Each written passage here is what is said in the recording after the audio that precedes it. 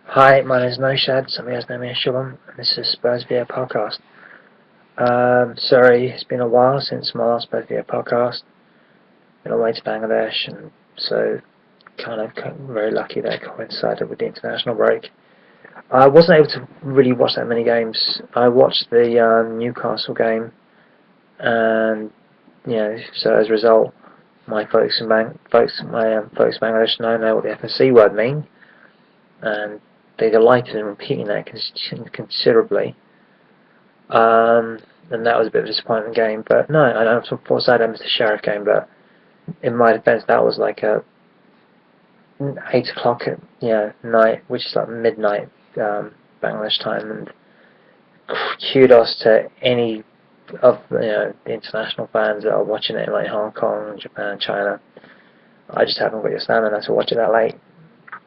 Anyway, let's move on. I was chatting to a good friend of mine, Jerry McConnell, and we were talking about Spurs, and I was watching the game and so what he thought. And here's something interesting. I mean, you read the stats, it's something interesting. We've had loads of shots outside the box, loads of them, but very few offsides. And one of the things we do is that there's our whole symbol is to dare is to do. There's been no daring. All we've seemed to do is get the ball, check it back. There's no attacking the ball back. One of the things that really, I think, is really struggling with is our crossing. I mean, I was really having a Christian Eriksen because some of his, free kicks were really, set pieces were really poor. Because, look, you want to put a set piece in, especially when you're in a set piece, you have to have a ball in. The goalkeeper, even if you fly a beautiful ball, the goalkeeper's 6'2", 6'3", some 6'5". They've got these big, massive, long arms. They can read it really well. If you foul the goalkeeper, then that's it. In mid-flight, then it's foul the goalkeeper. He gets the free kick. But if you whip a ball in really quickly and he comes for it and misses, or doesn't come quickly enough, he's in that no man's land. That's when you're in danger. And what I've seen is that we don't seem to really whip that ball in with any kind of conviction or purpose. And I think we need to show that daring. I think one of the things I'm not happy with, I mean, Sandro came on and, bossed the midfield, but totally fair, Newcastle were going to do it. Second half. I don't blame them.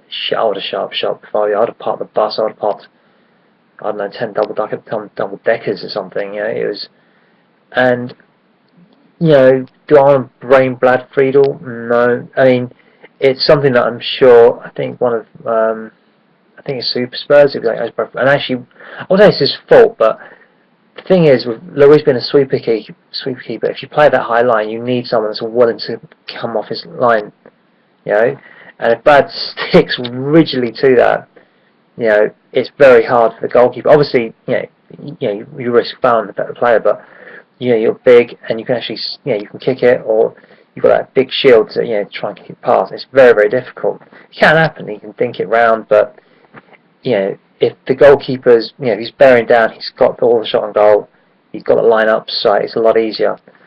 So I don't know. I don't want to blame Brad Friedel, but I don't think his inclusion helped. Now, obviously, Hugo Lloris, had that incredible World Cup, not victory, but qualification victory over Ukraine and France. He's obviously fully fit, and hopefully, I would like to think he's probably the best keeper in the country. I can't think of many goalkeepers better. Not that he does. I mean, obviously Tim Krul does some incredible spectators, and he does do some great saves. But it's just what he does, the way he cleans up. He doesn't need to make those incredible saves per se. I didn't see. I recently saw the Sheriff game. I was able to get hold of that, so thanks to good old Sky Plus for their record. I watched it and it was interesting because, alright, first, Lamella played well, but you got, again, who was he playing? Not the best team. But, again, you've got to look at why did we get that first goal? We got that first goal because there was bodies in the box. If Paulinho hadn't been there, then, do you know what? Then the goal, there's no pressure on it, then he just clears it out. But he doesn't clear it properly, it bounces off him awkwardly, and luckily Lamella gets it. it's too much luck.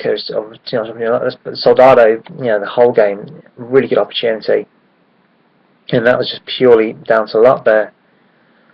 I feel personally that we need to be a bit more close. And I think going back to the Harry formation, kind of, not the 4-4-2, and not exactly the 4-4-1-1, I don't think that really works. But a variant of that, where you'd have Sandro holding deep, kind of Hoppy just playing off him in a more further position, and really using the attacking trident and the pace really of Lamela, Andros, and Lennon.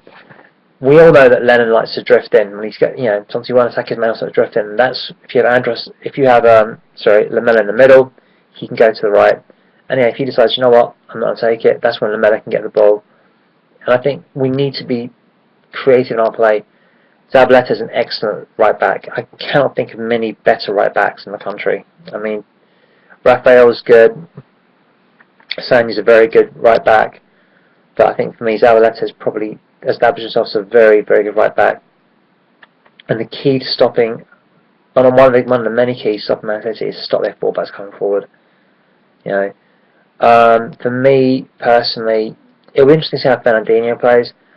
I am watching Fernandinho play last season for Shakhtar Donetsk. I thought he was an excellent player. I thought, here's a player with consummate skill and ability, and I really thought that, wow, I was thinking, wow, look at his passer was so incisive. And I was going, oh, shoes, we've got an incisive passer. It's Dembele. And I'm like, nope, it's not Dembele. I've never seen Dembele really pass between the lines like that. He's not really much of a passer. He's the kind of player, I don't want to call him a water carrier, but he'll carry the ball like a running back ball, carry the ball for possession, but it doesn't really, he's a running back kind of midfielder. I'm sure Richie Rever will be happy at that. But that, for me, is what he does. He brings the ball, but then he turns back and looks to pass back. I want to see him taking a strike. He's a striker. We know he can have a shot on goal. And I've been saying this for ages. If he starts taking more shots on goal and really being, Cirque, there's no point goes past 2 or 3 people and you end up passing the ball all the way back past 2 players you ended up passing it by. There's no point. If you're going to go forward with purpose, go forward, with a plan. Right now, we've got too many players out there that just are moving, but there's no real plan. I mean, if you look at, obviously I think we've been inspired a lot by, say, Dortmund and Bayern Munich in terms of having controlling the possession and using, our ability on the ball to really, dictate play. But the difference is that when those guys move, they move with purpose. And when those guys, especially Dortmund, I mean, they will harry the crap out of you. And Sandro is the only one of the Holtby will do it to an extent, but he's not really his game. And we really need to be a bit more tigerish. My team, I'm going to go for 4-2-3-1. Lloris in goal, Kyle Walker.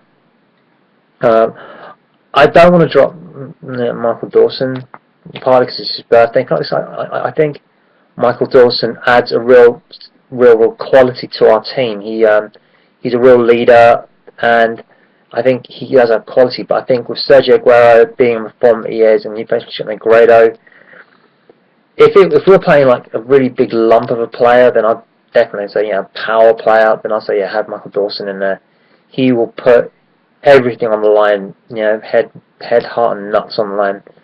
But for me, and this is just me, I think Kabul with his pace, and especially that he's a ball-playing centre defender, and ability to charge from midfield, I think that's something we need. And then that allows us to play on a much higher line.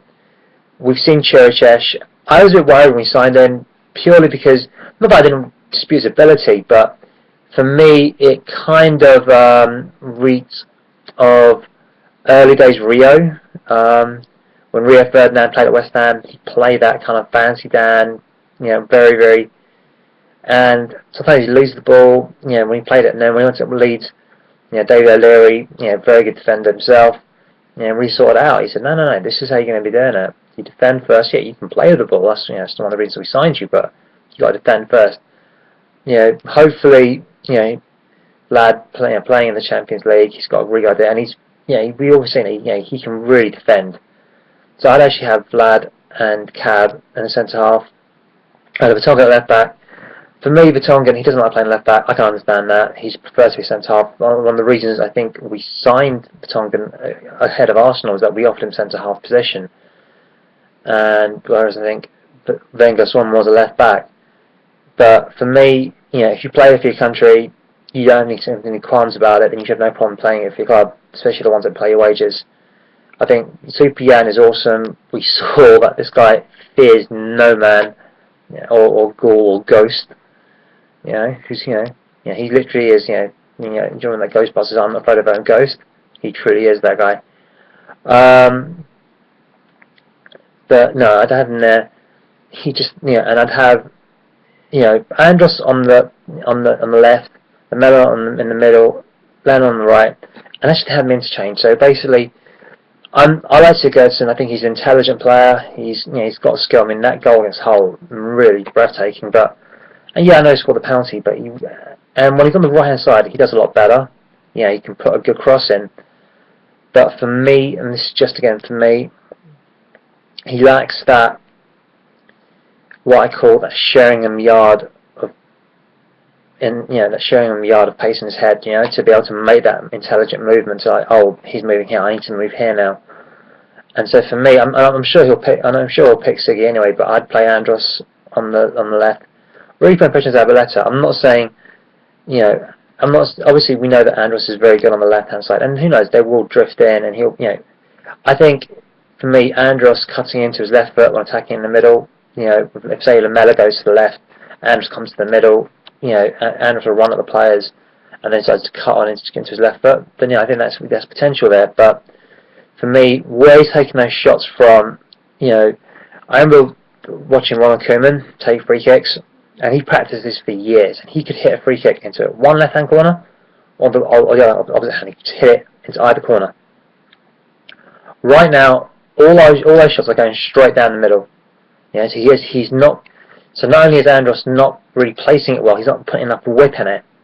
So unless he managed to figure that one out, then Andros start putting crosses in really, and play the occasional one. Don't get me wrong, but I think he needs to start learning to whip that. When he's hit with his left foot, he's got to whip it in. And again, it was incredible. But I don't know why they don't practice age just putting that that free kick dummy thing and just practice hitting left foot free kicks. You've got a good left foot. He's obviously cultured. That's what Bale did. Just practice that for I mean, apparently Koeman practiced that for 20 minutes a day. Obviously that was for many years, but that's how he got really, really good. And I'm not saying that they're not doing that, but you've got to wonder why that PL players aren't doing that. Players aren't delivering. If you've got a left foot, why are you not turning to that one? It's a real one of the left foot where you can hit a peach of a shot. That's the difference between Arjen Robben and Andros Townsend. I mean, Arjen Robben's been doing it for 10 plus years. He is the mustard. And Andros has got time on his side. He has to. There's a long way to go, but that's what you've got to be doing. If you want to be hitting those kind of left foot, cutting in, you've got to be hitting zingers. And right now he isn't. If you're hitting zingers and be hitting zingers into either side, force the goalkeeper. Because goalkeepers tend to be quite central, especially when you're cutting in. So force the goalkeeper to actually have to make a save. So that's just my 2 cents of the matter. I'm not really optimistic about tomorrow. It'll be interesting. Obviously, got Sandro, who we bought for 8 million. Sold Paulinho, who we bought for 70 million. I know they'll play both of those guys. It'll be interesting because they'll both be up for it purely to outclass Fernandinho. He's an excellent player, but I thought he was an excellent player. Something I would like to have been linked with, but his age, plus the fact that, obviously, I think 30 million is a lot of money for any player. Man City can afford it at the drop of a hat. Let's face it, if Man City come along, you'll be thinking, so our player's worth 20 million. So let's just charge 20 plus the Man City premium or something. Excellent player, but not 30 million pounds worth of player. But definitely better than Gareth Barry. That just goes without saying, really. So no, hopefully we can get a win tomorrow. I doubt it. I'll be happy if we get a draw, in all honesty. Again, I'm doubting it. I'm even tempted to bet against Spurs. But you know, it's one of those things that I'm so nervous about the game tomorrow. I'm really shitting it tomorrow. But I'm hoping we can do it. I think we've got a better squad, better team, and a better squad than we had last year. Yeah, I mean Gareth Bale. I'm not sure if he played. I think he might have played in that game. I don't really remember him doing that much last year. I mean, it was a great set piece by Hudson to Kolka, but other than that, I think team-wise we're a lot better in terms of the quality we've got in the team. Quality of the squad and the team has gone up, apart from the loss of Gareth Bale. It's just now about making those pieces fit, and part of it, I want to see more offsides. I want to see us try and beat the offside. I want to see us getting in behind the defence. I want to see, if not the strikers, at least one of the wingers. And if that way, Soldado's can just, Soldado's in the box.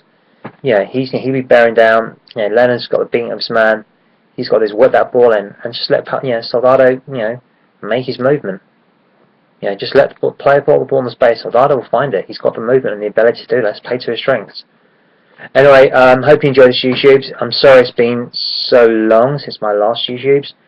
I won't be, and so hopefully I won't be too much of a stranger. Sadly, I'm missing the Man United game because I'm going to benefit the victims of the typhoon in the Philippines. So sadly, I'm missing the Man United game. So, but luckily, hopefully, I'll be, fingers crossed, I'll be going to the Man United game New Year's Day. So yeah.